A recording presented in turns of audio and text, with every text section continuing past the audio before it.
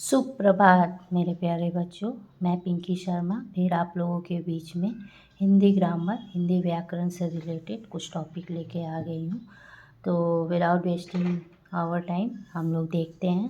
पहले मैं रिव्यू दे देती हूँ कि मैंने लास्ट क्लास में क्या पढ़ाया था। लास्ट क्लास में मैंने स्वरों का वर्गीकरण स्टार्ट किया था और स्वरों का वर्गीकरण मैंने उच्चारण के आधार पर बताया था। अब स्वरों का वर्गीकरण कैसे, और मैंने ये भी बताया था कि स्वरों का वर्गीकरण और भी कई तरीके से किया जाता है। तो यहाँ पे दूसरा वीडियो मैं लेके आई हूँ। यहाँ पे देखिए पार्ट 2, जिसमें स्वरों का वर्गीकरण किसके बेसिस पे किया गया है। स्वरों का वर्गीकरण जीभ के प्रयोग के आधार पर किया गया है। जीभ को हम लोग इंग्लिश में क्या बोलते हैं, जीभ को हम लोग टंग बोलते हैं।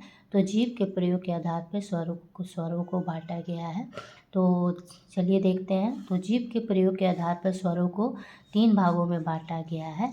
अग्रस्वर, यहाँ पे देखिए मैंने हेडिंग दिया है अग्रस्वर क्या होता है, जिन स्वरों के उच्चारण में जीभ के आगे का भाग काम करता है। मतलब कि जिन स्वरों के उच्चारण में जीभ के आगे का भाग, अग्र मतलब आगे होता है, तो टंग के जो सबसे आगे वाला पार्ट होता है उसका प्रयोग जहाँ पर होता है उसमें किन स्वरों को रखा गया है। ई, बड़ी ई, ए और इन स्वरों को क्या बोला गया है, अग्र स्वर। फिर यहाँ पे अब दूसरा देखते हैं मध्य स्वर।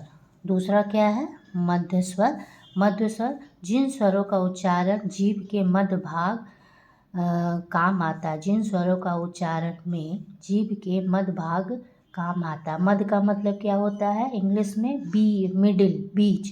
तो टंग के मिडिल पार्ट का जिस स्वर के उच्चारण में प्रयोग हो रहा है उसको किस स्वर में रखा गया है, मध्य स्वर में। ठीक है।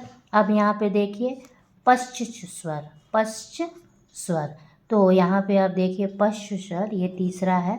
पश्च स्वर क्या है, जिन स्वर के उच्चारण में जीभ के पीछे मतलब कि सबसे बैक वाला पार्ट काम करता है, वो किस में आते हैं, पश्च स्वर। पश्च हिंदी में पश्च है, यहाँ पे हम लिखते हैं, और इंग्लिश में इसको क्या बोलते हैं, बैक। तो पश्च स्वर। सो जीभ के प्रयोग यानी टंग के प्रयोग के आधार पर हम लोगों ने स्वर को कितने भागों में बांटा है, हम लोगों ने स्वर को 3 भागों में पहला भाग बांटा है।